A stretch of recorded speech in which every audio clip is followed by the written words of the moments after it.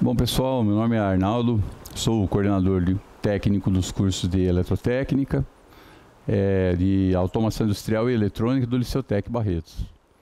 Nós vamos falar um pouquinho hoje sobre a teoria básica de redes industriais. A intenção é fornecer uma série de informações importantes para entender o contexto aonde essas redes se encaixam hoje dentro dos modelos empresariais industriais. Na verdade, isso tem muito a ver com a necessidade da gente conseguir altos níveis de automação para os processos produtivos, aliados à capacidade de você se integrar futuramente, né, num futuro, esperamos que próximo, né, numa infraestrutura conhecida como Indústria 4.0. É um modelo industrial mais voltado à robótica, que entra de uma forma bastante pesada dentro dos processos produtivos industriais convencionais. Vamos imaginar que seja um passo a mais da automação em direção à melhoria da produção contínua com qualidade. Nós vamos falar um pouquinho sobre esse contexto. O título da aula seria Noções Básicas de Redes Industriais. E é muito comum no mercado, nas fontes de consulta e até na biblioteca técnica, bibliografia técnica, tá? Você usar o termo Industrial Nets para poder se referir às redes industriais. Por isso que o título do slide inicial está deixando com bastante destaque isso. Esse slide é apenas questão de ilustração, para demonstrar a grande flexibilidade, né, e a possibilidade de conexão lógica e física entre todos os setores de uma indústria hoje. Aqui nós vamos ter vários equipamentos que vão estar diretamente conectados a um sistema de supervisão que já é totalmente automático, baseado num software, numa versão de programa de controle que dá conta de poder monitorar à distância, inclusive de maneira remota, até nem sempre estando na mesma unidade industrial, tá? Os processos que vão estar acontecendo no nível 1, que nós chamamos de chão de fábrica, né? Esse slide é de um fabricante que mostra que os produtos dele têm capacidade de chegar nos 5 níveis do processo chamado pirâmide de automação industrial. Nessa situação, nós temos aqui equipamentos que são utilizados para a área de distribuição de dados e também os equipamentos que fazem com que os processos produtivos deem início, ocorram e sejam interrompidos. Tudo utilizando as soluções corporativas das redes industriais.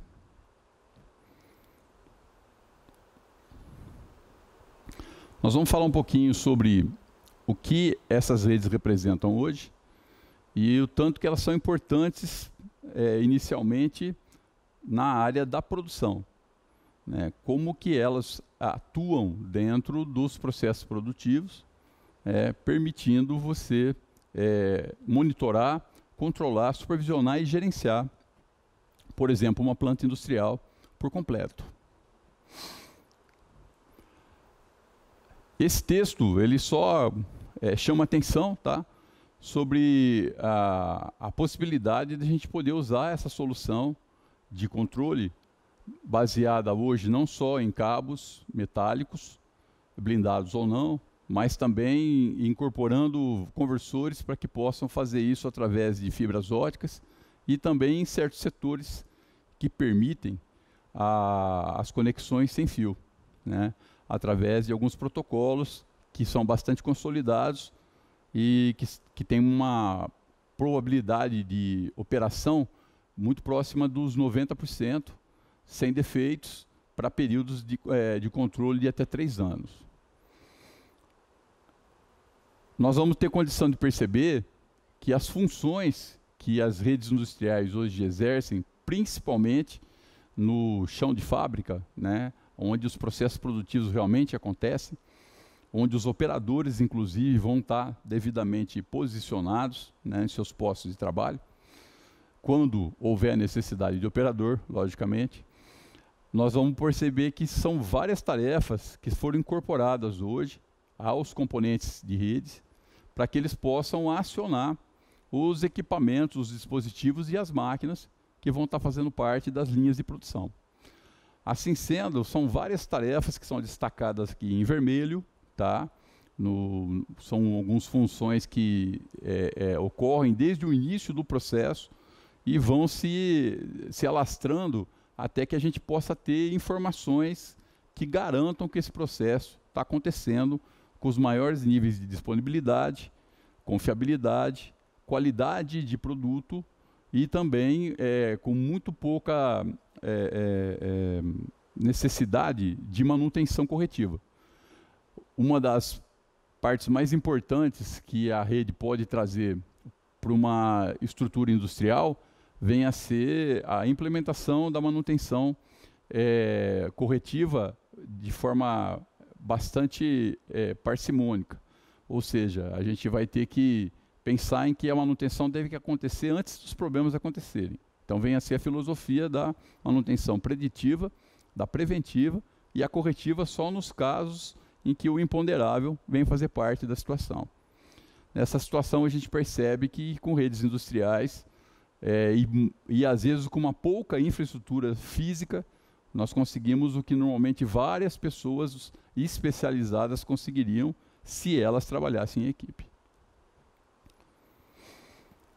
Os contextos aplicativos tendem a poder trazer para uma estrutura de uma indústria, né, algumas caracterizações que são consideradas chaves para o sucesso dessa empresa dentro do mercado, já que o mercado é altamente competitivo e cobra muito do dinamismo da estrutura interna de uma empresa, para que ela possa continuar tendo um patamar de mercado bastante importante e seja realmente significativo dentro desse mercado. Então nós temos vários itens aqui que vão estar determinando até o tipo de rede que a gente vai ter que implementar em determinado setor da indústria. Apesar de ser uma abordagem bastante generalista, nós estamos conseguindo unir aí necessidades da engenharia da produção, mais a parte específica da tecnologia de informação aliada ao controle dos processos de elétrica, de eletrônica, de TI, tá? Tecnologia de informação, eletropneumática, eletrohidráulica e outras ciências que são necessárias para que os processos produtivos aconteçam. Então, nós temos aqui, hoje em dia, a preocupação de escolher o melhor tipo de solução de rede, até em função, às vezes, do tipo de matéria-prima que a gente vai trabalhar, né? Então, são vários contextos que têm que ser discutidos entre as pessoas envolvidas e os setores industriais envolvidos, para que quem vai estar fazendo esse processo de automação via rede, tá? Via redes industriais, possa ter a capacidade de escolher e dimensionar as suas melhores arquiteturas e soluções. Precisa haver uma capacidade muito grande de conversação entre quem está fazendo o serviço técnico de rede e as empresas que vão estar sendo beneficiadas com essas arquiteturas, para que as soluções possam atender esses quesitos aqui, que normalmente são utilizados como objetivo, tá? Para que uma rede possa ser considerada de boa qualidade e esteja atendendo o seu papel. A ideia é que esse contexto de tecnologia se encaixe nesse modelo essa modelagem industrial, tá? Que teve origem lá no início dos anos 2000, lá na Alemanha, né? Que é conhecida pela sigla RAM 3.0.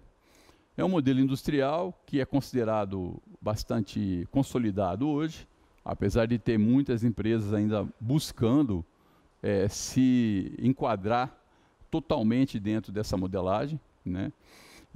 Ela é representada através de um símbolo que é a pirâmide, né? E essa pirâmide é conhecida como pirâmide de automação industrial. E ela acaba privilegiando, né, as transações que acontecem do chão de fábrica, que é onde estão os equipamentos, né, na produção, até os degraus, os níveis mais altos da pirâmide, que tem a ver com a área administrativa, gerencial, diretoria e executivos, em geral. Como quase tudo isso hoje está, quando conectado em rede, vinculado a um software de controle, a pirâmide ela foi montada em função dessas principais opções. Não pensando em nenhum tipo de marca específica, ou algum tipo de produto com um nome de mercado consolidado, mas, de uma forma geral, né, nós podemos perceber que no nível 1, onde está o ambiente de chão de fábrica, nós vamos ter uma enorme quantidade de interconexões de rede para que a gente possa privilegiar os sensores, privilegiar todos os seus elementos de atuação operacional, as válvulas, né, os elementos de acionamento das máquinas elétricas, tais como inversores, soft starters, o sistema de comando e controle da parte elétrica, né, e todas as facilidades ou infraestruturas operacionais que vão estar envolvidas nas linhas produtivas. Vocês vão perceber que durante as aulas, raramente a gente vai acabar citando, às vezes, a participação dos operadores, né? Porque, na verdade, nós classificamos nessa área dois tipos de operadores, aqueles que são especializados e os operadores de função. Então, nem sempre os operadores de função dominam essa tecnologia e, às vezes, eles nem colocam mesmo a mão. Eles só executam trabalhos baseados nas tarefas pelas quais eles foram contratados, que eles foram registrados em carteira profissional. Já existem outros profissionais que são especializados em entender como esses processos estão acontecendo. E, a partir daí, também entender como os elementos de rede participam deles. Essas pessoas, normalmente, são certificadas para poderem trabalhar dentro desse ambiente, né? E, a partir de vários tipos de testes, de ajustes, de comissionamentos, que nós chamamos, promovem o controle total via rede do chão de fábrica, ou da linha de produção. A partir daí, eu preciso controlar tudo isso. A partir daí, eu tenho que ter a participação de elementos que têm uma lógica de comparação de como funciona o chão de fábrica e se ele está funcionando corretamente. Basicamente, esses são os papéis dos controladores, né, entre os quais os controladores lógicos programáveis, que nós chamamos de CLP. Nós temos também os controladores avançados de programação, que chamam os PACs, e os computadores industriais. Tá? Esses três elementos, quando numa rede de grande porte, eles acabam sendo os responsáveis por controlar todos os processos, às vezes em milhares de pontos operacionais diferentes. Tudo de forma simultânea, muito rápida, e que oferece, às vezes, soluções para problemas que aparecem de uma forma inesperada. Como isso tudo opera através de lógica de programação, né, os softwares de controle acabam prevendo certas situações que não aconteceriam numa situação normal de produção, porém, caso elas aconteçam, o controlador principal é capaz de tomar uma decisão, às vezes de forma automática. Não vai precisar da liberação de um operador, já que no software dele já foi privilegiado qual função que deve ser executada no momento de um erro, de uma falha ou de uma intercorrência. Para poder supervisionar tudo isso, normalmente num ponto estratégico, nós vamos ter um nível representativo dessa supervisão de forma bastante efetiva, que é representada através de uma sigla, chamada SCADA. Essa sigla, na verdade, é uma solução que vai acabar supervisionando todos os setores do controle, que é o nível 2, e do chão de fábrica, que é o nível 1, tá? De maneira que você possa reproduzir, às vezes até em telas, tá? Telas sinóticas, que nós chamamos, os famosos supervisórios, né? As situações que estão acontecendo de uma maneira gráfica, permitindo, em muitos dos casos, uma interatividade entre a pessoa que está na sala de controle, com o software SCADA à disposição, e atuando de uma maneira direta via rede industrial, nos pontos do chão de fábrica ou de controle, sem precisar que desloque um colaborador até lá para fazer essa execução. Além disso, como normalmente no chão de fábrica nós já temos uma quantidade muito grande de sensores de grandezas, nós conseguimos reportar essas grandezas para dentro desse software e comparar com os valores de configuração considerados normais. Nessa situação, a gente tem condição de perceber qual é, na verdade, o grau de eficiência e produtividade da solução de produção. E interferir nisso quando a gente achar necessário. Mas nada disso também seria extremamente importante se eu não tivesse como passar essas informações que estão acontecendo para os níveis onde existem as pessoas que tomam decisões, né?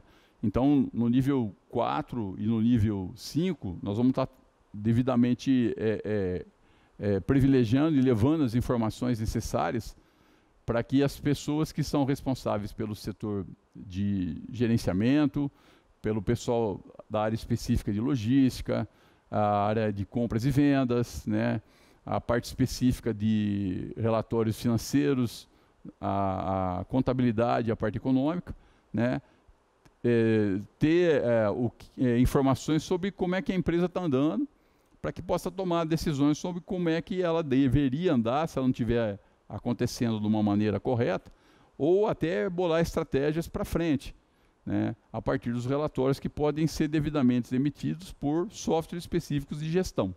Tá? Então, tem gestão de manufatura, gestão da manutenção, a gestão da logística, da parte específica, inclusive da própria empresa, né? Isso é muito importante quando você tem uma estrutura empresarial com várias unidades. Você tem que saber como é que isso anda e as pessoas conversam entre si, trocando ideias sobre melhorias, né? Um exemplo clássico vem a ser um tipo de indústria de agronegócio, que aqui na nossa região é muito forte, que são as usinas de álcool, açúcar e bioenergia, né? Onde eles conseguem, inclusive, já calcular qual é a produção necessária para poder atingir contratos daqui a 5 anos, né? Efetuar essas vendas, vender energia no leilão de uma maneira bastante antecipada à entrega desse tipo de commodity. Então, com isso, a gente consegue criar uma sensação e também equipar com dados concretos, né, como é que a tua produção está andando.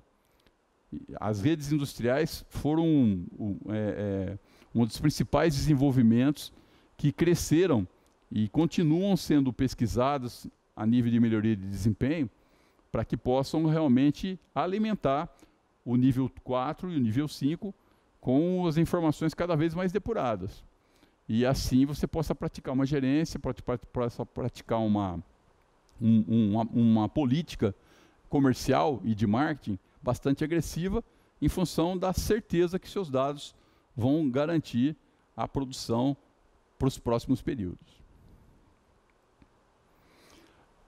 Para cada nível, nós temos alguns conjuntos de soluções de redes que foram divididas em tipos de equipamentos que vão estar atuando nos seus setores.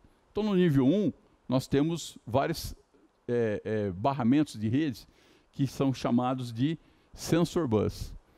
Tá? Vem do nome sensor e do inglês, né, bus significa barramento. E esses tipos de rede, eles são mais voltadas a operarem em certos pontos que ficam de forma estrategicamente espalhados dentro das linhas de produção, para captar as informações que estão acontecendo e captar no momento em que uma linha de produção vai entrar em operação, se tudo está em ordem para que isso possa acontecer. A partir daí, nós temos redes que vão começar a interpretar esses dados, né? Não só se o chão de fábrica está funcionando ou não, mas como está funcionando. Tá? E uma maneira de eu passar essas informações para um nível do controle, né, vem a ser você acoplar uma rede do tipo sensor numa outra rede do tipo dispositivo. Então, device bus é a rede que são as redes que normalmente acabam atendendo o nível 2, né? E esse nível 2 da pirâmide, né, ele privilegia os equipamentos de controle, como eu já disse anteriormente, os CLPs, os PACs e os computadores industriais. A partir daí, eu consigo já ter um bom tráfego de dados, né, em quantidade de bytes, inclusive, né? Isso significa bastante conteúdo de informação, a ponto de esses equipamentos poderem utilizar essas soluções de rede para tomarem decisões automáticas e agirem em certos pontos para os quais eles foram configurados, né? Inicialmente, o que se sabia de rede industrial, até 1990, eram as redes que chegavam até o nível 2. Posteriormente, houve uma série de melhoramentos tecnológicos para que a gente pudesse fazer essas informações crescerem e chegarem ao nível 3, ao 4 e ao 5. Então isso é uma coisa bem mais recente e foi até ainda é um objeto de muita discussão. Alguns especialistas de área, alguns fabricantes defendem as suas publicações, até nos seus websites às vezes, que as redes que chegam até o nível 2 são conhecidas como estritamente barramentos industriais, né? Redes que conseguem sair do nível 1 e chegarem até o nível 5 já são chamadas de redes industriais. Então isso causa muita confusão, porque na verdade a normatização técnica ela não se posicionou muito sobre isso, né? Talvez nas revisões das próximas normas aí a gente tenha algum tipo de informação sobre isso. Por enquanto, todo mundo continua tratando as soluções de redes que chegam até a área de controle, que são as device bus, como barramentos, né? E as redes que conseguem sair do nível 1 e chegar ao nível 5 como redes industriais.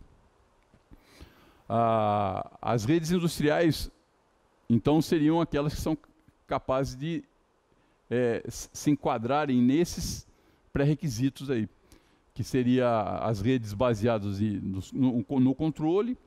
As redes Control Bus, elas na verdade operam entre o nível 1, 2 e 3.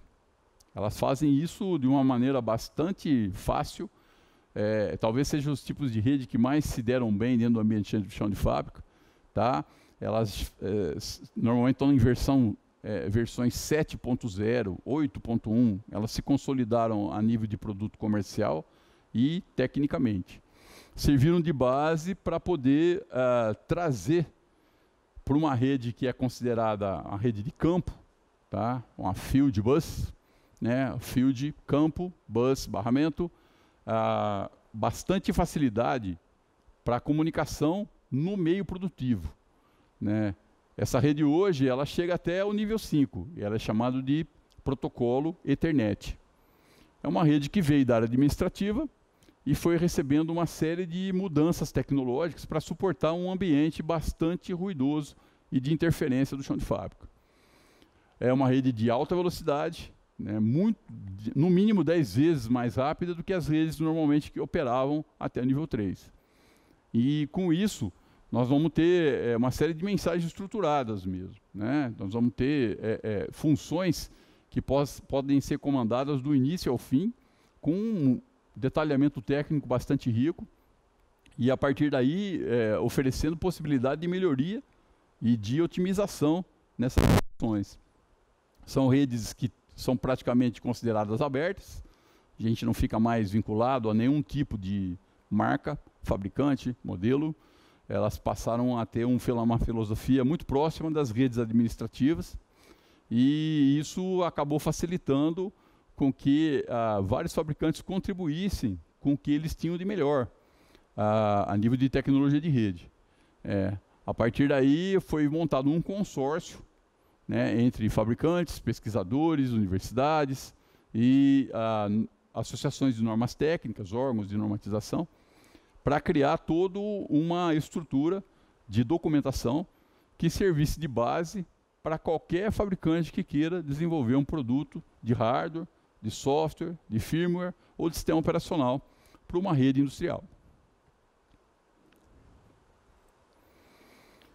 Nesse quadro aqui, a gente vai perceber que foram colocados aqui pela uma normatização conhecida como IEC, que é a Comissão Internacional de Eletroeletrônica, um quadro comparativo onde a gente tem os níveis da pirâmide, devidamente explanados em função dos tipos de barramentos que nós temos disponíveis no mercado.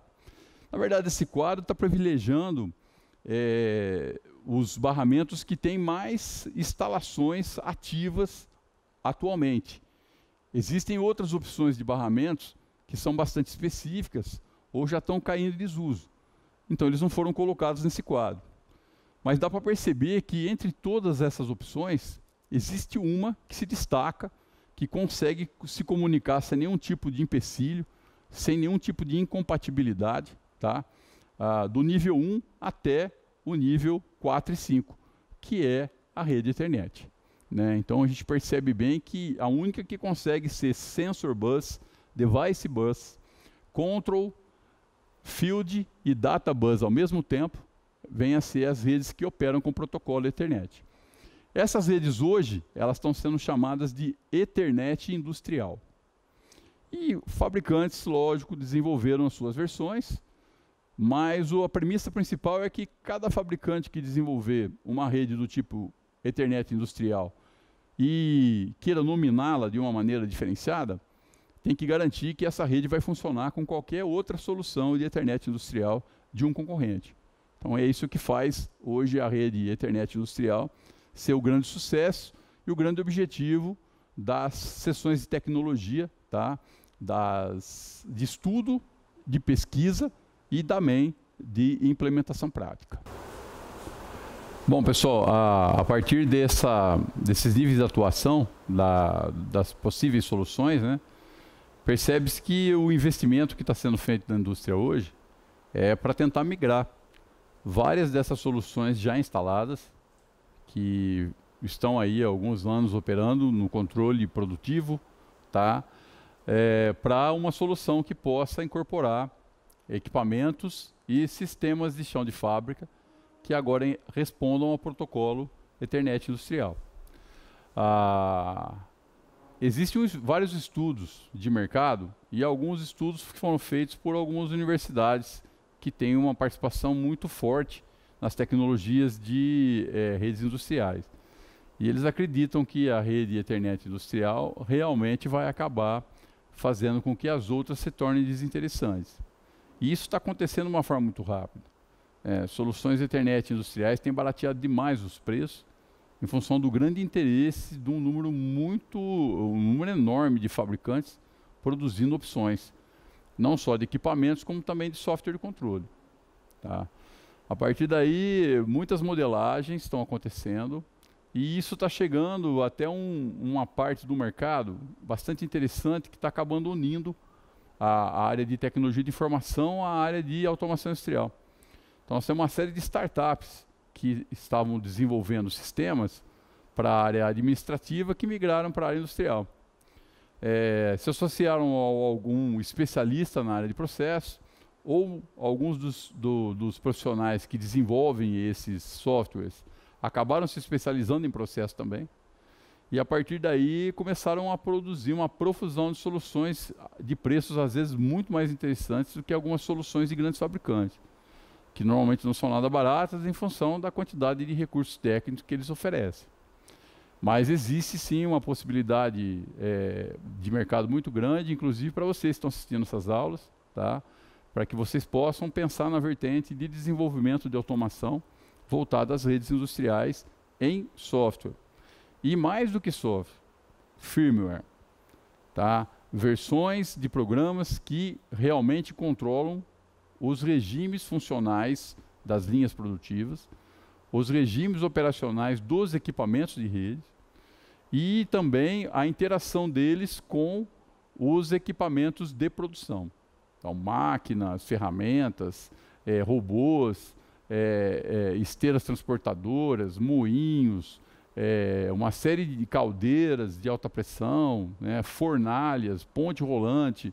Então, tem uma série de equipamentos hoje que você controla isso hoje através de um celular, usando uma interface Bluetooth, Wi-Fi, ou mesmo uma botoeira que é totalmente Wi-Fi, né, que fica na mão um console que nós chamamos, né, Alguns são muito parecidos com os joysticks de games e que não tem, na verdade, nenhum tipo de conexão de fiação física e que fica na mão do operador do equipamento sem que o operador precise ficar, por exemplo, pendurado lá em cima numa cabine de uma ponte rolante. Tá? Nós temos algumas soluções sendo produzidas no Brasil para apoiar produtos consolidados de grandes marcas, de multinacionais de automação, produtos desenvolvidos por uma série de universidades brasileiras que acabaram constituindo empresas que hoje fornecem essas soluções de software muito mais baratas e que operam sem nenhum tipo de incompatibilidade com essas automações que vêm de fora, inclusive. Né? Então, pessoal, pensa bastante sério nessa opção. Não pense só em hardware, só em montagem, entendeu? Pense naquilo que controla. Aliás, inclusive, são cargos que pagam até bem melhor. Um pouquinho do histórico, bem rápido, né? Nós temos aí a origem dessas soluções logo que a Segunda Guerra estava terminando, né? Durante a Segunda Guerra já começaram a aparecer algumas coisas de controle, onde nós tínhamos aí processos industriais que eram altamente dependentes das coisas mecânicas, né? Depois das eletromecânicas, utilizando como força de torque a hidráulica e força de controle um pouquinho mais fino, né? Um controle mais fino através da pneumática. Mas isso fazia com que o operador tivesse que se desdobrar, virando um verdadeiro super-homem dentro da fábrica. Nós temos alguns consoles dessa época aí, onde um operador só, dentro de uma cabine, sem refrigeração, tinha que acionar mais de 100 alavancas, olhar mais de 40 equipamentos indicadores, para ir fazendo as atividades de operação e liberando os postos de trabalho sequenciais. Quando começaram a aparecer as produções através de batelada, nós chamamos de produção do tipo batch, aí a coisa começou a complicar, porque eu sempre teria que fazer com que o próximo posto de trabalho nunca ficasse desabastecido, ao mesmo tempo do que aquele que estava abastecendo também não podia ficar sem matéria-prima. Você controlar isso usando um console só, com um operador só, longe da linha, começou a se tornar um pesadelo. E vários acidentes, inclusive, aconteceram, não só para patrimônio, como também com pessoas. A partir daí,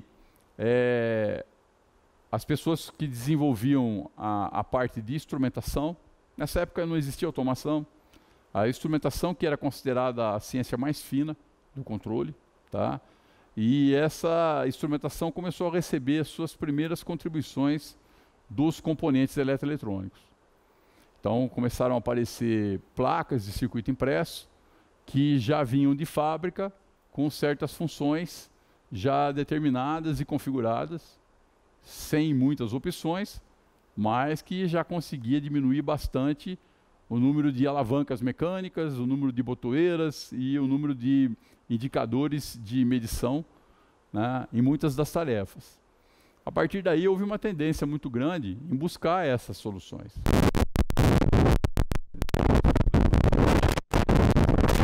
Mais exatas, são mais rápidas, né, e com isso elas trazem a eficiência dos processos, né. Posteriormente, né, a gente tem os objetivos da automação entrando dentro da carteira de objetivos empresarial. Isso gera uma sigla enorme, que às vezes é cobrada até em alguns tipos de concursos, tá? Quando a pessoa vai fazer um concurso por uma empresa pública que trabalha na área de automação. Então essa sigla, eu vou fazer uma referência específica para ela, porque apesar de ela ser muito grande, as pessoas acabam tendo que aprendê-la, né? Ela começa com, são chamados de índices, ou melhores índices da automação, né? E que as redes estão ajudando a gente a buscar isso dentro das empresas. Então a primeira letra é a letra U, vem da palavra em inglês de upgrading, ou melhoramento, tá? Então uma rede ela deve ser capaz de trazer melhoramentos para processos e para as tecnologias. Depois eu tenho a parte específica conhecida como M, ou manutenção, né? Depois P de produtividade, né? D de disponibilidade, E de eficiência, C de confiabilidade, o R de resiliência, que é a capacidade da gente sair de situações difíceis, tá? O S, que é segurança, o Q, que é qualidade, o C, tracinho B, que é o custo-benefício, e por último, o faturamento. Esses são os objetivos que as redes têm que ajudar a automação a conseguir para dentro de uma estrutura empresarial industrial, tá? Baseado nisso, a tecnologia foi evoluindo. E aí a gente vai perceber que na década de 80 e 90, os barramentos que foram desenvolvidos, eles eram basicamente autônomos, tá? Então eles operavam mesmo só dependendo dos seus equipamentos, da sua infraestrutura de conexão, tá? E do software que controlava. O que evoluiu bastante para que isso acontecesse é a estrutura de controle de qualquer sistema de transmissão de dados, que são chamados de protocolos de intercomunicação. Esses protocolos é que criam as regras para que os barramentos e as redes possam operar. Então, é eles que abrem uma sessão de comunicação, eles que reconhecem os endereços, eles que conseguem estabelecer as primeiras conversações e, a partir daí, garantir que os conteúdos de dados possam chegar da sua origem aos seus destinos, né? Além disso, garante as condições técnicas para que as mídias que estão sendo utilizadas para transportar esses conjuntos de dados possam estar operando da forma mais correta possível, com relação ao sinal elétrico, com relação à resistência elétrica e com relação também à capacidade de conexão sem interferência, tá? Essa situação, no início, ela teve uma característica que é muito comum quando cada tecnologia nova aparece, que é cada fabricante resolver desenvolver uma tecnologia voltada à área, só que com algumas características que fazem você ficar preso à tecnologia dele, né? Então a gente fala que isso aí são tecnologias chamadas proprietárias ou dedicadas, né? No início, quando os barramentos começaram, isso parecia ser a melhor solução. Depois, quando essa tecnologia começou a ficar mais comum, as pessoas foram aprendendo a entender o que ela está fazendo dentro de uma indústria e começaram a pensar em aumentar as suas estruturas de conexão em rede. Elas foram percebendo que uma rede proprietária tem uma série de empecilhos. Você fica vinculado a um fabricante e seus equipamentos. Às vezes, aquele fabricante não previu que aquela rede ia crescer tanto, então ele não tem uma solução para atender isso. Você teria que comprar uma segunda rede e trabalhar com duas redes no mesmo lugar, do mesmo fabricante. E isso foi acontecendo até que houve a necessidade dos líderes de mercado procurarem consultores técnicos que acabaram reunindo num fórum e discutindo como fazer para que as redes pudessem agora se conversar, mesmo sendo de fabricantes diferentes. E não é só fabricantes diferentes, não. Alguns fabricantes eles insistiram em protocolos diferentes. Só ele tem aquele protocolo. E nós temos um cliente operando com ele. E aí vai fazer um aumento na infraestrutura da indústria. Essa parte nova vai usar uma tecnologia mais avançada.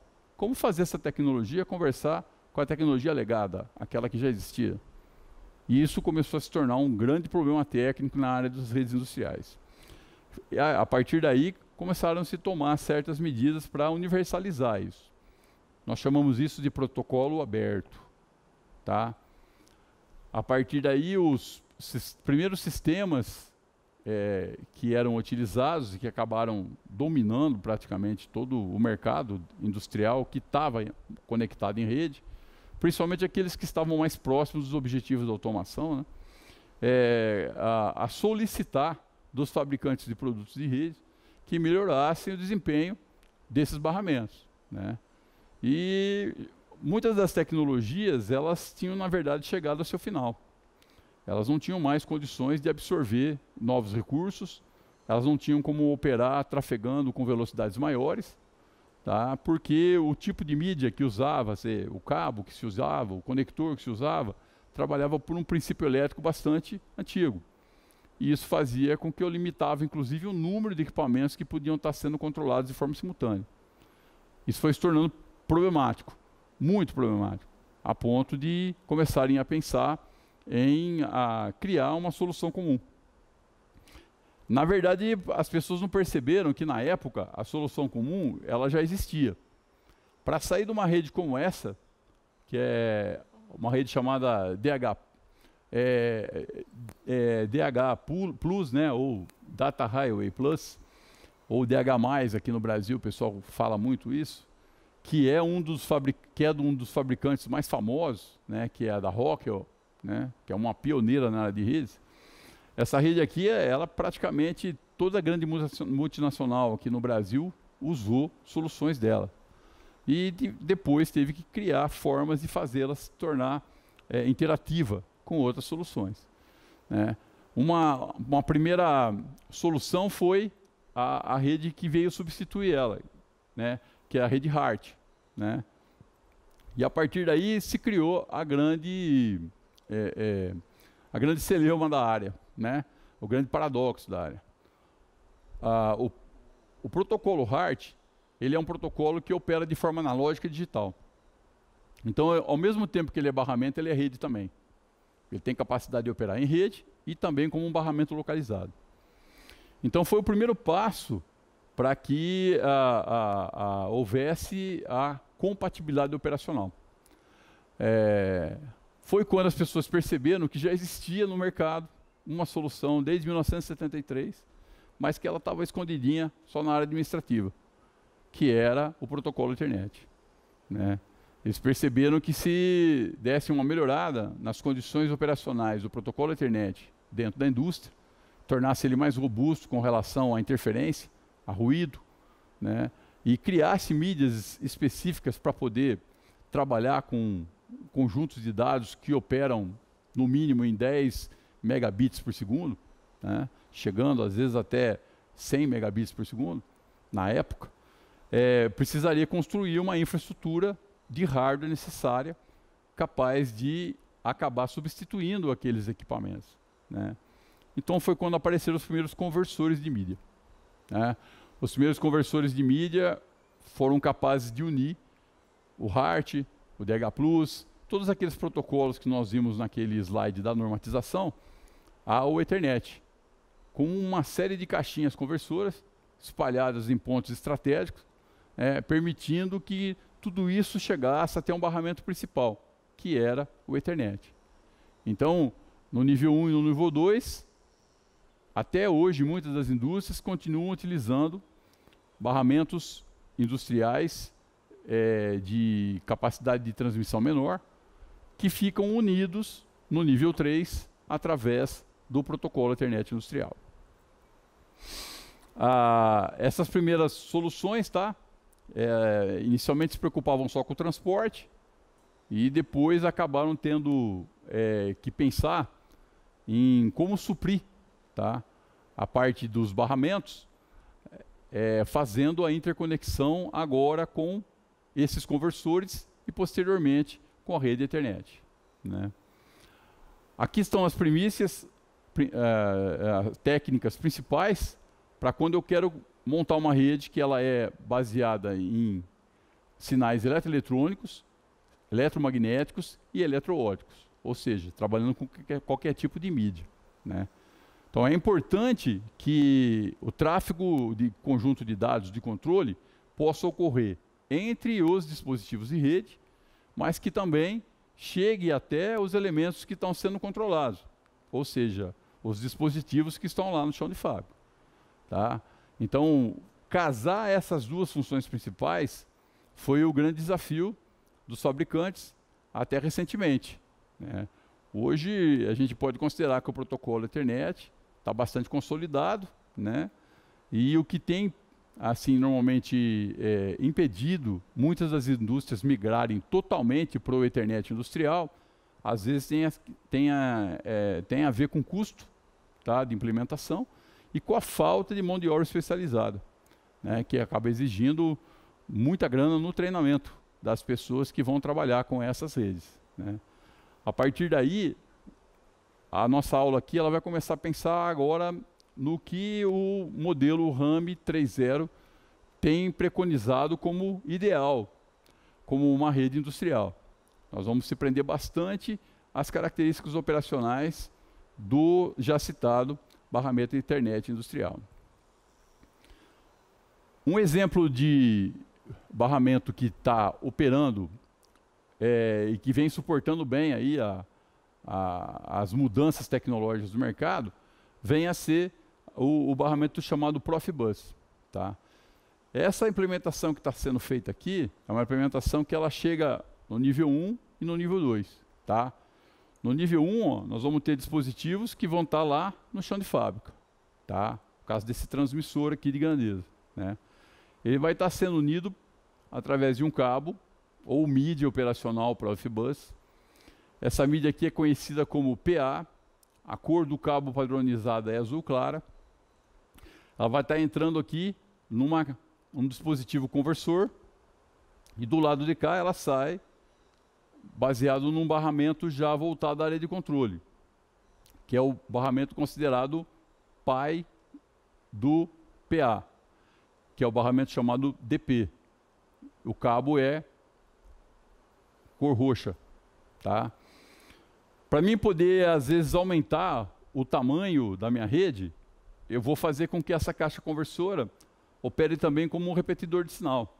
E aí eu tenho condição de ligar até 4 desses dispositivos, tá? Aumentando o tamanho da sua rede em até 150 metros, né? Lances de 150 metros. A partir daí, o último conversor da série vai ser ligado através de um cabo Profibus DP também, até o controlador lógico programável, o CLP. Não podemos esquecer que dentro da linha de produção, nós temos uma série de equipamentos que não são digitais e operam inclusive com grandezas de produção analógicas. Então preciso dar compatibilidade a esses equipamentos, e eles operam assim não é porque eles são mais antigos, não, é porque as grandezas às vezes não têm como ser digitalizadas, por causa da temperatura. Não tem como fazer a temperatura variar, por exemplo, de 50 a 300 graus de uma forma instantânea. Isso leva um certo tempo, que é chamado de esterese. Tanto para mim abaixar, como para mim poder levantar a temperatura dentro do processo, eu tenho que esperar um certo tempo de acomodação dessa grandeza. E esse tempo, para um CLP, é uma eternidade. E ele precisa ser informado que o processo está acontecendo, que ele está em vias de terminar uma operação. Para isso foram criados alguns elementos que monitoram esses processos analógicos, fazem a conversão dessas unidades para a área digital e inserem isso dentro da rede, tá? Que é o caso desse equipamento aqui, que é chamado de remota, tá? Desses bornes aqui vão uma série de cabinhos de conexão que vão até os sensores que não são digitais e que captam essas grandezas nos mais diversos pontos. Essa aqui vem a ser uma remota acoplada a essa fonte aqui, mas isso aqui é modular. Você pode ir ligando vários blocos desse aqui. Tem remotas dessa aqui com 4.000 pontos, tá? Depende da quantidade de operações analógicas que estão acontecendo conjuntamente às digitais lá no chão de fábrica. Essa remota começa a fazer parte do sistema, porque no momento em que ela recebe as informações analógicas, ela faz a conversão e lança isso através de um cabo, está passando por trás disso aqui, ó, e vai até o último repetidor. Ó. A partir daqui, todas as informações digitalizadas já dos processos analógicos que foram captados aqui, acabam sendo resolvidos no controle, no CLP também. Tá? É uma rede muito eficiente, ela tem a capacidade de transmissão de até 12 megabits por segundo, longe do que uma internet pode fazer, mas bastante efetiva para a maior parte dos processos. Hoje em dia, seguramente, essa aqui é a rede industrial mais instalada no mundo. Porém, também vem a ser a rede que mais está sendo substituída. Como ela tinha mais, elas estão sendo atacadas diretamente pelas soluções da internet. Tá? Para alguns tipos de operações produtivas, talvez ainda não seja o momento de migrar para o Ethernet. Mas para vários tipos de sistemas, se você tem o preço do equipamento Ethernet muito parecido, e hoje está muito parecido, está valendo a pena a gente fazer a migração no momento em que a sua indústria faz uma parada ou faz uma tentativa de aumento de infraestrutura. Tá? Então, a gente já começa a pensar com carinho nesse novo lado do projeto, fazer a migração direto para a internet. Tá? Então, a gente não vai substituir um time que está ganhando. Esse time está ganhando. Eu só vou substituir se eu conseguir contratar um Neymar Júnior para jogar no time. E é o caso da internet. Se você tiver condição de bancar um contrato desse, pode pegar sem medo. Tá? É a rede considerada mais segura, é a rede que tem a maior capacidade operacional e que também tem a maior compatibilidade com qualquer outro tipo de barramento. Tá? Então, a tendência que hoje, na verdade, fez com que essa área virasse até disciplina dentro de um curso técnico. Né? Primeiro, isso era tratado só em cursos de engenharia específico. Né? E hoje a gente está tendo que ensinar isso para o pessoal da área técnica, porque eles vão acabar esbarrando com esse processo de migração dentro das empresas onde eles vão estar trabalhando. Né? E indústrias que trabalham com processos produtivos bastante complicados e simultâneos, né, não pensam duas vezes. Né? Na primeira oportunidade, consegue o investimento e faz a mudança. Tá? Tem um termo que seria bastante importante vocês guardarem, e esse termo está sendo bastante explorado, que é, na verdade, uma mescla de duas palavras. A gente chama de transcepção. Uma rede, ela tem uma diferença muito grande de um barramento, porque o barramento, normalmente, ele tem uma via que transmite e, normalmente, uma outra via que responde. E isso nem sempre acontece de forma simultânea. Já na área da rede industrial, somente no caso da Ethernet industrial, né, das versões de Ethernet industrial, eu tenho uma mídia que faz transcepção. Então, ela vai estar transmitindo e, ao mesmo tempo, ela vai estar podendo receber. E isso é comum acontecer a maior parte do tempo. Tá? Isso é conhecido como rede isócrona. Tá? Então, o que aumenta o desempenho dessa rede vem a ser a capacidade dela transmitir e receber ao mesmo tempo. Isso faz com que ela consiga bandas de passagem de tráfego de 100 megabits. Nas versões mais novas, a gente tem 1.2 gigabits por segundo. Né? Tem outros tipos de taxas, se forem necessárias, 500 megabits, 700 megabits, 720 megabits para ser mais exato, ou até mesmo 250 megabits. Seria equivalente a você juntar 10 barramentos industriais, colocá-los todos para funcionar sincronizados e obter uma velocidade dessa que uma rede sozinha é capaz de conseguir. Tá? Quando a gente fala de transcepção, a gente também não pode esquecer a sigla que simboliza isso. Quando vocês forem pesquisar sobre o assunto, até as publicações mais clássicas, como, por exemplo, o livro de redes mais famoso do mundo, que é do Andrew Tannenbaum. As redes atualmente, elas trabalham bastante com o sistema de transcepção, e esse sistema ele é simbolizado por essa expressão aqui, que é muito famosa e é utilizada, inclusive, no livro que é considerado o clássico das redes, que é o livro de redes industriais e redes administrativas, do Andrew Tannenbaum. Essa referência bibliográfica, ela faz uso de uma forma bastante abundante dessa expressão aqui, ó, modos de transmissão e modos de recepção. Por que eu estou chamando a atenção para isso? Porque você vai acabar olhando catálogos de equipamentos, você vai estar trabalhando com catálogos de cablagens, de fibras, catálogos de equipamentos de transcepção Wi-Fi, sem fio, WHART, às vezes, e você vai ter que entender certinho qual é a taxa que esse equipamento pode trabalhar. Nem sempre uma rede opera com uma taxa de transmissão TX igual à de recepção RX. Então você tem que prestar atenção nisso para saber se aquela solução que você está escolhendo vai atender a sua necessidade. Às vezes ela atende para transmitir, mas para receber a resposta, nem sempre ela vai ser capaz de poder suportar esse regime operacional. Tá? Então, fiz essa referência para que vocês prestem atenção nisso. O que manda, na verdade, no desempenho de uma rede, a nível físico, depende de uma estrutura lógica. Tá? Nós já falamos sobre isso, e agora eu vou citar alguns dos protocolos de intercomunicação mais famosos. Tá? Então, a partir disso, a gente vai comentar que o protocolo de intercomunicação, ele é um software específico que cria as regras de controle, né? E ele então é conhecido como uma versão de firmware, né? Todo produto possui dentro dele algumas linhas de comando que ensinam aquele produto a se comportar dentro de uma rede, né?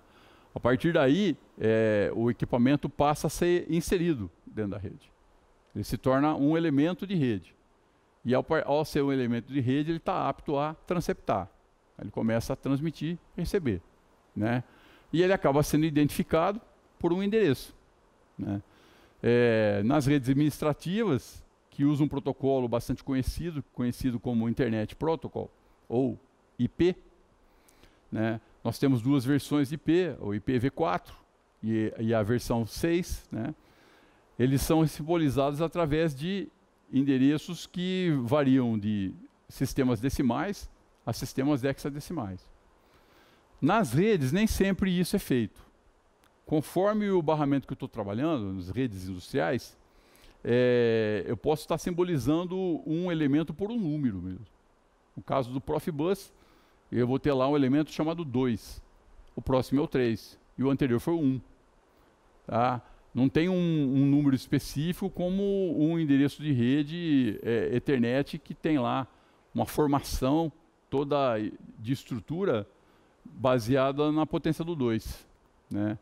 Então tem alguns equipamentos que são chamados de Ethernet classe C, né?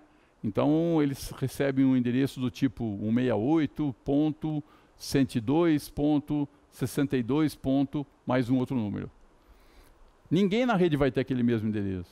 Então, os controladores, os equipamentos que estão transmitindo, vão identificar unicamente só aquele dispositivo com esse endereço. Tá? Quem garante isso? É o protocolo de comunicação, né? É ele que criou essa regra. E todos os equipamentos que fazem parte da rede, que se tornaram elementos de redes, sejam redes administrativas ou industriais, passam a ter que respeitar isso. E a partir daí a rede começa a funcionar sem você ter problemas de equipamentos que não deveriam receber dados, passarem a receber dados que não eram para eles, ou uma quantidade de equipamentos tão grande na rede a ponto de causar a parada da rede por não saber para quem mandar. Tá? Então existem algumas regras nos protocolos que garantem que isso não deve acontecer. E se você configurou isso direitinho, dificilmente você vai ter problema com relação à transcepção. Alguns dos protocolos de redes mais conhecidos estão representados por seus símbolos, né? Esse consórcio aqui foi feito por 6 empresas, tá? O OPC, e são grandes empresas da área industrial que atuaram para poder aproximar os barramentos industriais do Ethernet. Então ele é conhecido como OPC. A primeira rede de alta velocidade, que foi desenvolvida pela empresa que desenvolveu o CLP, é a Modbus, tá? Ainda muito utilizada, bastante competitiva, e que hoje tem uma versão, inclusive, de Ethernet industrial. Tá? Eu tenho o DeviceNet, que é de um grande fabricante, que é da Rockwell. É um protocolo que deu origem a mais de 11 versões de redes diferentes. O EtherCAT, que já vem a ser o Ethernet aplicado à área industrial para máquinas, ferramentas. Então, aqui nós vamos estar falando de equipamentos do tipo de centro de usinagem, fresas, equipamentos que trabalham sob o controle de CAD/CAM, usam bastante essa rede aqui. A rede de chão de fábrica mais barata e mais usada hoje é a Asinet, tá? Que veio do Profibus PA. Também é alemã, tá? Da mesma empresa que desenvolveu o Profibus. A empresa Rockwell desenvolveu a sua versão de Ethernet industrial, chamado Ethernet IP. Pode reparar que o Nzinho, ele se repete no logo, porque é do mesmo fabricante.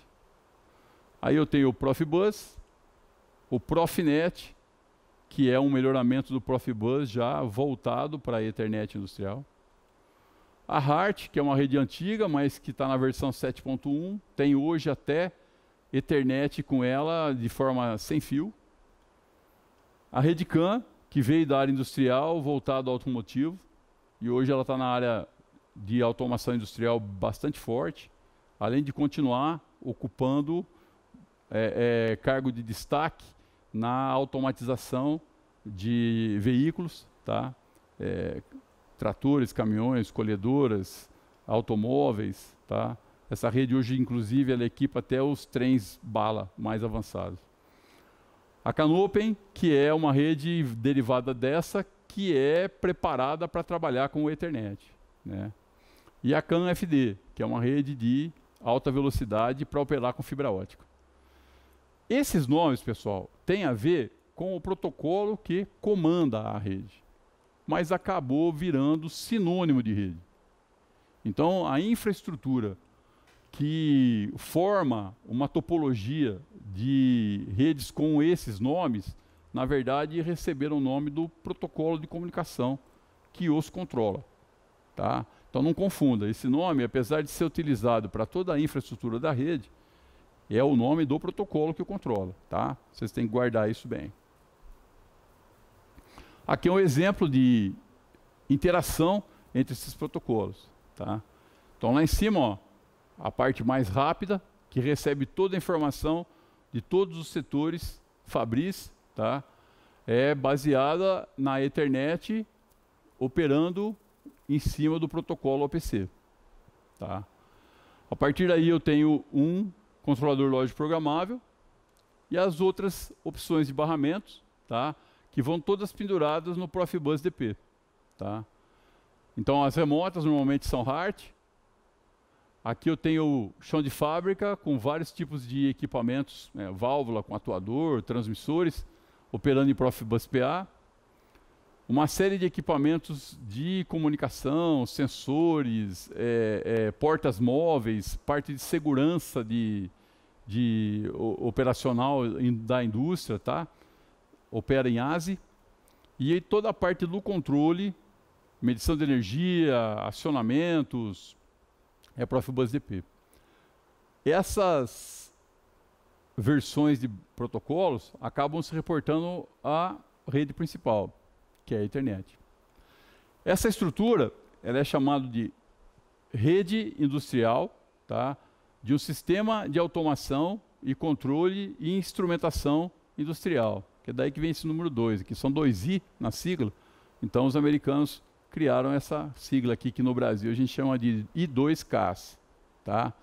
Então, indústrias que operam com essa arquitetura aqui, tá? São chamadas de empresas que usam redes I2Ks, que é a solução de rede que mais domina hoje. Através desse slide, nós temos uma visão geral de uma implementação de rede bastante atualizada, de um setor que tem aproveitado bastante essa tecnologia para obter um aumento de produtividade muito considerável e até diversificar os seus produtos, né? Que é o setor de álcool e açúcar, né? Que hoje acabou virando também um setor fortíssimo na cogeração de energia elétrica.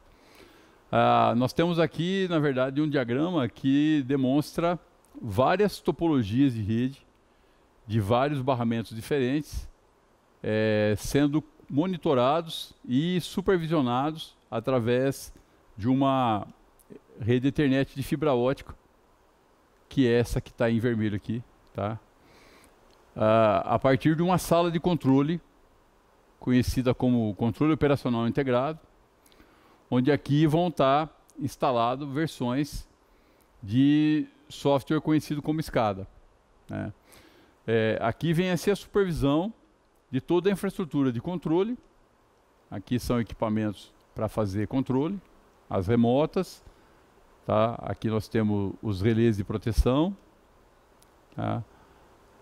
E vários outros equipamentos que vão estar devidamente conectados às estruturas de geração, que seriam dispositivos que controlam, no caso aí, a interconexão das turbinas nos geradores, né? A partir daí eu tenho toda uma proteção elétrica para garantir que isso aconteça sem nenhum tipo de problema ao equipamento, ao patrimônio e nenhum sinistro para as pessoas envolvidas, para os operadores envolvidos.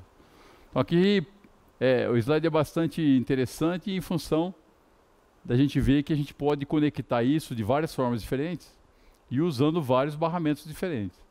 Mas que no final das contas, tudo isso canaliza lá para o nível 3, que é a supervisão através de uma solução de rede Ethernet industrial. Tá?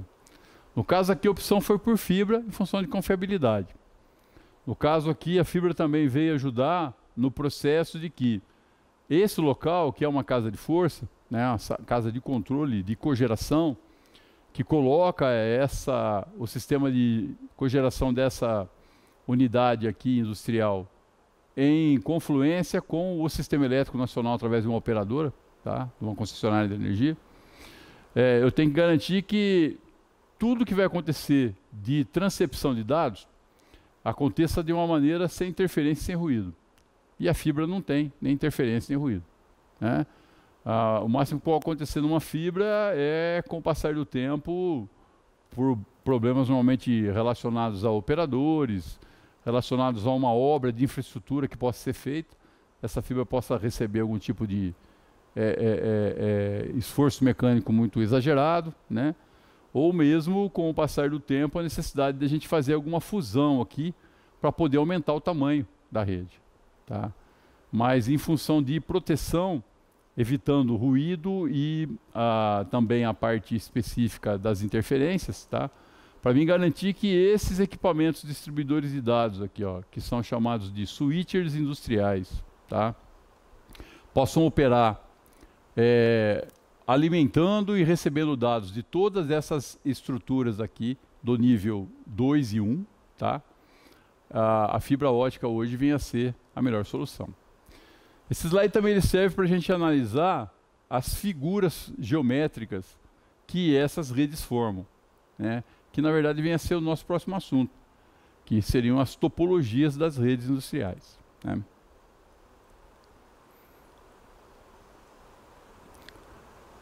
As topologias são chamadas também de arquiteturas.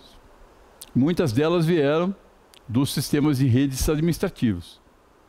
E a partir daí foram estendidas para o uso em ambientes industriais, às vezes bastante inóspitos a nível de sinais elétricos de interferência. Tá? Então nós vamos inicialmente olhar para a nomenclatura dessas topologias e as siglas que normalmente acabam identificando. E depois nós vamos ver um slide que tem as figuras que os elementos de rede formam quando são interconectados. Tá? Bastante atenção para esse slide em função de que existe parte da nomenclatura, ou quase toda ela, em inglês, né?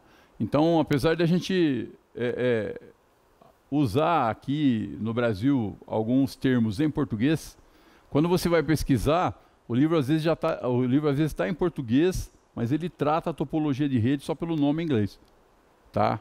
Em função de muitas vezes essas topologias terem sido devidamente patenteadas, né? E aí você tem questões de direito autoral. Aí nessa situação a gente vai ver aqui que as redes mais simples são chamadas de ponto a ponto, e em inglês fica point to point. Mas o to que eu falo aí, né, vem a ser o TO. A gente pronuncia to. E acaba virando uma sigla onde os americanos colocaram o número 2 aqui, tá? Então, toda a rede P2P, ela é chamada de ponto a ponto. Tem várias redes que operam assim. E é uma rede que normalmente ela não interpreta mais elemento. Ela vai ter, é uma rede de 2 equipamentos. Algumas funções específicas exigem que assim seja. Tá? Se eu começar a esticar essa rede aqui, eu vou perder sinal por atenuação, né? Então, para quando eu preciso conectar mais de 2 pontos, a primeira opção que eu tenho é a rede chamada de barramento. Tá?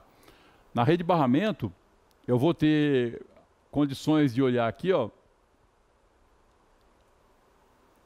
o nome do barramento, o nome em inglês seria bus, né? E o barramento, na verdade, ó, cada círculo desse aqui vem a ser um elemento de rede. Então aqui eu estaria simbolizando um barramento com 6 elementos. O barramento vem a ser essa linha central de comunicação. Tá? Normalmente, a nível elétrico, ele recebe um terminador aqui e outro aqui, para criar a condição de tráfego de sinal entre todas as suas derivações. E os equipamentos para conseguirem falar nesse barramento, como depois a gente vai ver mais para frente, eles precisam receber uma autorização, para que mais de um equipamento não resolva conversar e provoque colisão de dados aí dentro. Tá? Então tem toda uma lógica que o protocolo de comunicação passa e nomeia por hierarquia os elementos do barramento. Né? E aí o que tem a hierarquia mais alta sempre vai ser perguntado se ele quer falar primeiro. Se ele não tem nada para falar, o segundo é que recebe a autorização. Tá? E assim por diante. Só que aqui no caso, a nível didático, nós estamos mostrando uma rede com 6 terminais só. Né? Na prática, a gente pode ter até 148. Né? E eu posso ter vários barramentos operando em paralelo. Né? Foi o que a gente viu no slide anterior, quando a gente mostrou lá a estrutura de vários barramentos estabelecidos em paralelo usando o Profibus. Tá? O Profibus é uma rede de barramento, seja o DP como o PA. Como eu disse anteriormente, são redes que conseguem atingir boas velocidades, porém, são várias regras para a comunicação que têm que ser respeitadas para que ele não entre em nem em overflow, que seria a capacidade máxima dele estendida, ou mesmo fique sem falar. Que aí você vai ter um ruído de energia muito forte, que vai tirar fora da rede todos os componentes. Aí nós temos aqui também ó, as topologias operacionais do tipo estrela, ou star, e a estrela estendida, ou X-star. Tá? O X vem da palavra extend, em inglês, o X da palavra extend é colocado na sigla, né, para indicar que essa estrela foi estendida. Uma rede um pouco maior seria a rede do tipo árvore. Essa aqui é a mais usada na área administrativa. Tá? É conhecido como tree, que é árvore em inglês. A árvore estendida, pelo mesmo princípio, passa a se chamar X-tree. E a árvore distribuída, que são as maiores redes tipo árvore, são chamadas de distributed tree. Tá? Essas redes aqui, hoje em dia, é a base da internet. Tá? A base da internet e da grande parte das intranets maiores do mundo são árvores distribuídas. Tem redes de segurança bastante importantes, redes que conseguem operar de uma maneira bastante efetiva em pontos estratégicos, que são as redes do tipo anel. Anel em inglês é ring, e o duplo anel, double ring. Tá? Quando eu trabalho com redes barramento, ou quando eu trabalho com redes do tipo anel, eu faço uso de uma sistemática operacional de autorizações de comunicação, como eu comentei já quando eu estava citando o barramento. Esse sistema que autoriza por hierarquia a comunicação entre elementos é chamado de anel lógico compartilhado. Como eu estava citando aqui a palavra anel, e aqui vai aparecer o token ring, tá? Que vem a ser uma autorização que é recebida para você conversar quando você está em anel. Tá? Então, apesar disso aqui não ser uma topologia de hardware, é o protocolo que permite com que uma rede anel ou uma rede de barramento possa operar. Então ele está aí em azul, diferenciado exatamente por causa disso. Porque isso aqui é uma estrutura lógica que permite eu operar em anel, em duplo anel ou em barramento. As redes mais modernas, as que têm mais elementos, as que não podem praticamente parar, por qualquer que seja o motivo, defeito, falha ou intercorrência, normalmente são montadas num formato chamado malha. Tá? As redes do tipo malha, elas criam caminhos alternativos, ou resilientes, que nós chamamos, de maneira a permitir com que tanto a malha parcial ou a malha totalmente distribuída sempre encontre um caminho alternativo no caso de um dispositivo sofrer um determinado tipo de defeito. Tá? Então vamos imaginar que num instante qualquer da rede, aqui eu esteja fazendo uma manutenção nesse ponto, ou esse equipamento tenha apresentado um defeito e parado de funcionar. Eu preciso fazer a comunicação acontecer entre o resto da rede. E para isso eu passo a ter caminhos alternativos. Tá? Baseado nesse princípio, a rede que é considerada a mais segura, a mais precisa, a rede que tem o maior número de alternativas e que é a mais desejada na implementação de uma rede industrial, inclusive a nível de diminuição de índices de manutenção, vem a ser uma rede totalmente distribuída. Tá? Várias redes no mundo operam assim, e várias indústrias também operam assim. Isso aqui hoje em dia tem recebido um destaque maior, porque primeiro, para mim construir uma rede dessa, eu precisava usar quilômetros de cabo, ou quilômetros de fibra. E hoje, muitos desses caminhos que estão simbolizados por linhas cheias aqui, hoje pode ser sem fio. Tá? Já que nós temos vários tipos de soluções de equipamentos sem fio que apresentam taxas de transmissão bastante parecidas ou até maiores que determinados cabos de rede. Tá? Percebe-se que essa variedade de topologia cria figuras diferentes. E nem sempre uma empresa, seja ela na área administrativa ou mesmo na sua porção industrial, ela vai usar um tipo só. Às vezes a necessidade de eu poder interconectar topologias diferenciadas. Então é comum, às vezes, se a rede passa a ter uma estrutura física grande, eu ter que unir topologias diferentes numa só. E aí eu passo a ter uma rede chamada mista. Tá? A rede mista aqui eu tenho uma parte dela funcionando em anel, um dos pontos do anel dá acesso ao barramento e um dos pontos do barramento dá acesso a uma árvore. Tá? Então com isso eu posso criar topologias as mais diferenciadas de acordo com as minhas necessidades produtivas, de acordo com as minhas necessidades de controle, de acordo com as minhas necessidades de supervisão e gerenciamento. Esses nomes são muito importantes. Né? É interessante vocês pegarem alguns instantes para poder estudar com um pouquinho mais de cuidado isso, procurar fazer um bom resuminho. Nessas considerações básicas todas aí que nós estamos fazendo, ainda nós não estamos falando sobre tipos de cabos, de fibras, conectores. A parte física da rede ela vai ficar para aulas posteriores. Mas isso aqui seria o que a gente chama de seria a teoria básica, né, de operação das redes. Guardar bastante a diferença entre barramento e rede. Muitas vezes o sentido se confunde. Tá? Procurar nos slides as palavras-chave de tecnologia que nós vamos usar mais. Tá? E nunca esquecer que uma rede industrial ela é formada basicamente por 4 tipos de soluções. Tá? Aqui, aqueles componentes que são chamados físicos ou de hardware, os componentes que configuram como o hardware funciona, que é o firmware, os aplicativos que vão fazer a rede se tornar útil para os operadores, que é o software, e aquilo que controla toda essa estrutura através do protocolo de comunicação, que é o sistema operacional.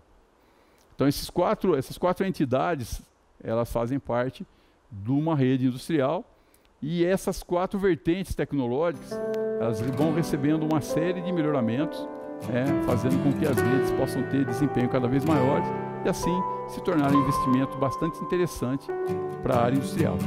Eu agradeço a todos pela atenção. Muito obrigado.